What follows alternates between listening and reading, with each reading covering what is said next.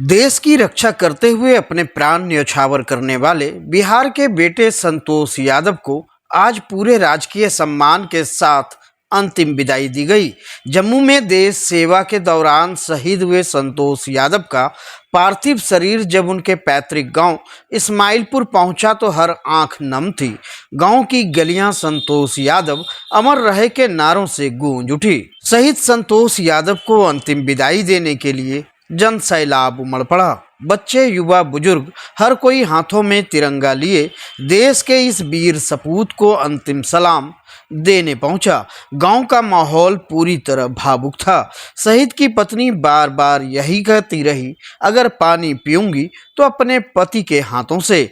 कुछ दिन पहले ही वट सावित्री पूजा के लिए संतोष यादव ने पत्नी को साड़ी दिलाने का वादा किया था, लेकिन अब वो खुद अमर हो गए। राजकीय सम्मान के साथ शहीद को उनके ही खेत में अंतिम संस्कार किया गया। उनके छोटे बेटे ने पिता को मुखाग्नि दी। जिला प्रशासन की ओर से सुरक्षा, टेंट और सभी व्यवस्थाएं की गई थी। मौके पर पहुंचे गोपालपुर विधायक गोपाल मंडल और बीपुर विधायक इंजीनियर शैलेंद्र ने शहीद के परिजनों से मुलाकात कर उन्हें ढांढस बंधाया। ये हमारे भारतीय सेना पर हमें गौरव है और हम सभी भारतीय जनता पार्टी के कार्यकर्ता नवगछिया जिला के विनोद जी इस दुख की घड़ी में उनके परिवार को सांत्वना देने आए हैं और आदरणीय यशस्वी प्रधानमंत्री नरेंद्र मोदी जी भी वहां पर सभी सैनिक को सलाम किए हैं।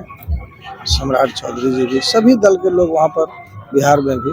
आज बहुत ही दुख है कि ऐसे वीर जवान हमारे बीच नहीं रहे।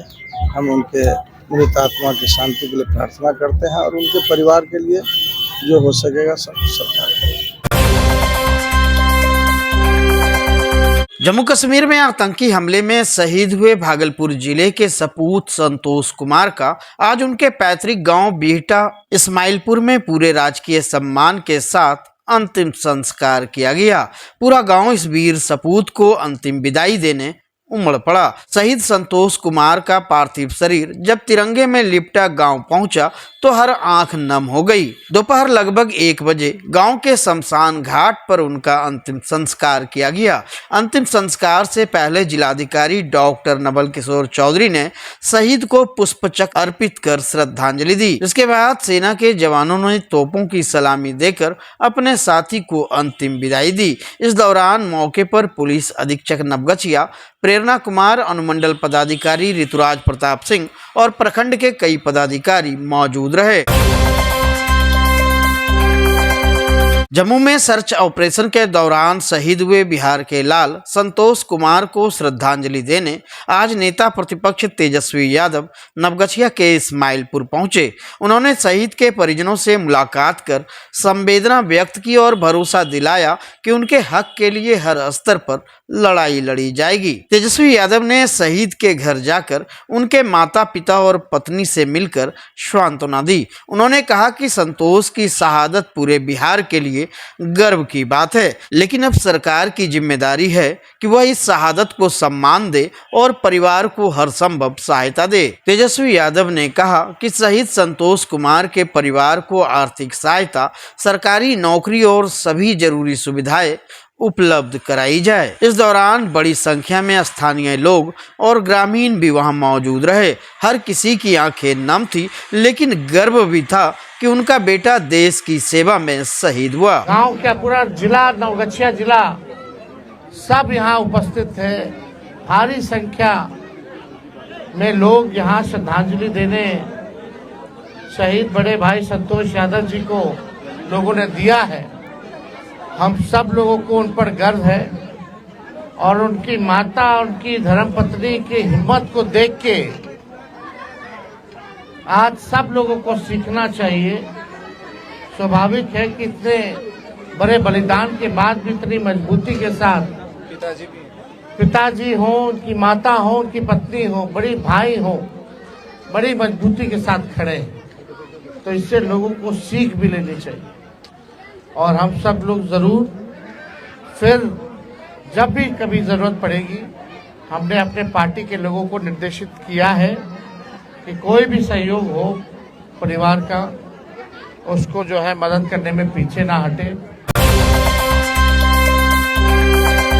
देश के रेलवे बुनियादी ढांचों को नई पहचान देने की दिशा में एक बड़ा कदम उठाते हुए प्रधानमंत्री नरेंद्र मोदी ने आज 103 अमृत रेलवे स्टेशनों का उद्घाटन किया। इस लिस्ट में बिहार के भागलपुर जिले का पीरपैंती स्टेशन भी शामिल रहा, जिसे करीब 19 करोड़ रुपए की लागत से अत्याधुनिक रूप में विकसित किया गया है। प्रधानमंत्री ने यह उद्घाटन राजस्थान के बीकानेर से वीडियो कॉन्फ्रेंसिंग के माध्यम से किया। ये सभी स्टेशन अमृत भारत स्टेशन योजना के तहत बनाए गए हैं, जिनमें कुल 1100 करोड़ रुपए से अधिक खर्च हुए हैं। ये स्टेशन देश के 18 राज्यों और केंद्र शासित प्रदेशों के 86 जिलों में फैले हैं। पीरपैंती स्टेशन अब अत्याधुनिक सुविधाओं से सुसज्जित है, जिसमें आधुनिक प्रतीक्षालय, महिला विश्राम कक्ष, कार्यकारी लाउंज, विशाल फुटओवर ब्रिज और आकर्षक प्रवेश द्वार शामिल है। यात्रियों के लिए डिजिटल स्क्रीन, साइनेज सिस्टम और दिव्यांग जनों के लिए भी विशेष व्यवस्था की गई है। पीरपैंती रेलवे स्टेशन का डिजाइन स्थानीय कला और ऐतिहासिक विरासत से प्रेरित है, जो इसे खास बनाता है। उद्घाटन के बाद क्षेत्र में उत्साह का माहौल रहा। स्थानीय लोगों ने इस पहल को नए भारत की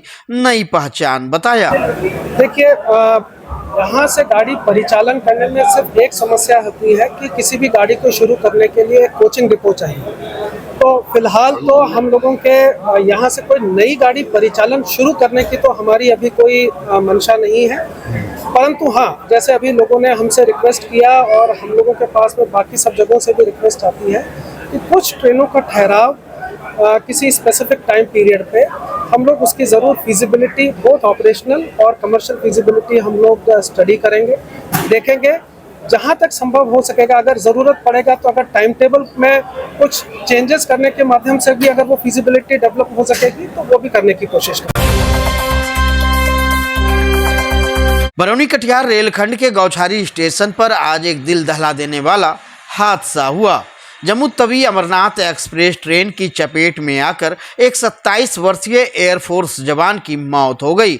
जवान छुट्टियां मनाने अपने गांव लौट रहा था, लेकिन अब उसका पार्थिव शरीर लौट रहा है। इसी महीने उसकी शादी हुई थी।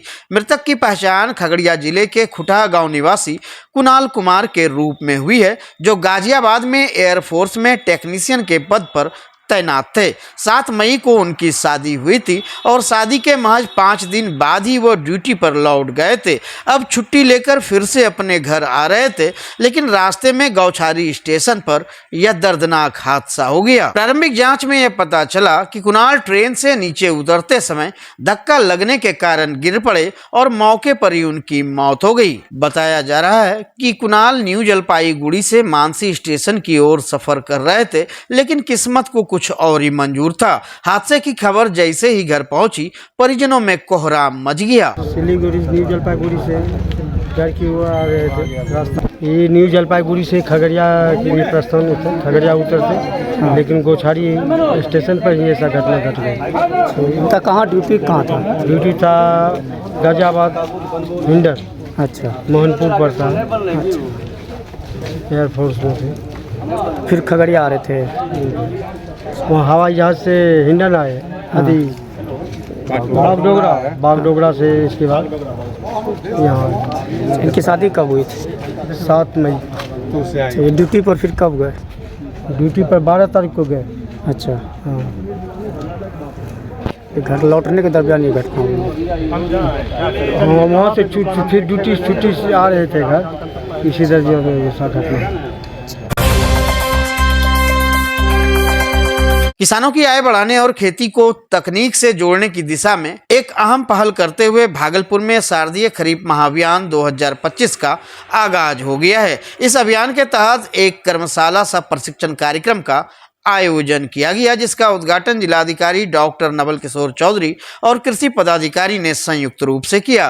कार्यक्रम का आयोजन कृषि भवन परिसर में हुआ, जिसकी मेजबानी कृषि प्रौद्योगिकी प्रबंध अभिकरण आत्मा ने की। इस अभियान का उद्देश्य किसानों को नई कृषि तकनीकों की जानकारी देना और फसल उत्पादकता को बढ़ावा देना है। डीएम ने बताया कि ऐसे कार्यक्रमों से यह पहचानने में मदद मिलती है कि कौन सी फसल किस क्षेत्र में बेहतर हो सकती है और किसानों की आमदनी कैसे दोगुनी दोगुनी की जा सकती है। भागलपुर सब्जी और मक्का उत्पादन के लिए बेहद उपयुक्त है, इसे और बढ़ावा देने की जरूरत है। कार्यक्रम में कृषि विभाग के कई वरिष्ठ अधिकारी, विशेषज्ञ और सैकड़ों किसान शामिल हुए। विशेषज्ञों ने किसानों को सॉइल हेल्थ, बीज चयन, कीट नियंत्रण और जल प्रबंधन जैसे विषयों पर जानकारी दी। अभी आज कृषि में रबी कार्यशाला आयोजित किया गया है जिला कृषि कार्यालय परिसर में, जहाँ की कृषि विभाग के समस्त अधिकारीगण हैं। आप काफ़ी संख्या में किसान बंधु थे। मैंने 2-3 चीज़ उनसे अनुरोध किया है। कृषि विभाग में हमने टास्क दिया है कि हम किसानों की आय को कैसे बढ़ा सकते हैं, जो फसल है उस फसल की उत्पादकता को कैसे बढ़ा सकते हैं। कहीं हमारा बाढ़ प्रवण इलाका है, कहीं सुखाड़ प्रवण इलाका है, उसके हिसाब से फसल को कैसे आइडेंटिफाई करेंगे। हम लोग शोध में भी जाएं कि जो फसल हमारा बाढ़ में यदि 3 दिन पानी में कौन फसल टिक सकता है, 7 दिन में कौन टिक सकता है, 15 दिन तक पानी आ जाए तो कौन टिक सकता है, उस पर काम करके फसल को हम लोग लगाएं। दूसरा, यहाँ ये इलाका है तो ये इलाका सब्जी के लिए और मक्का के लिए बहुत बड़ा इलाका है, जर्दालू आम के लिए बहुत बड़ा इलाका है, और कतरनी चावल के लिए भी।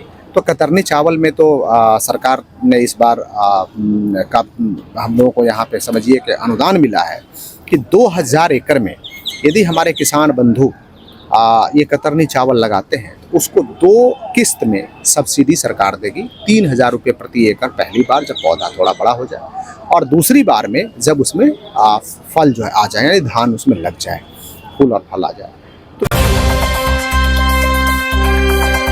भागलपुर शहर के कंपनी बाग इलाके में बीती रात एक असाधारण घटनाक्रम देखने को मिला, जहां एक 3 बच्चों की मां ने एक युवक से जबरन मंदिर में शादी कर ली। सबसे चौंकाने वाली बात यह रही कि युवक इस शादी के लिए तैयार नहीं था और लगातार विरोध करता रहा।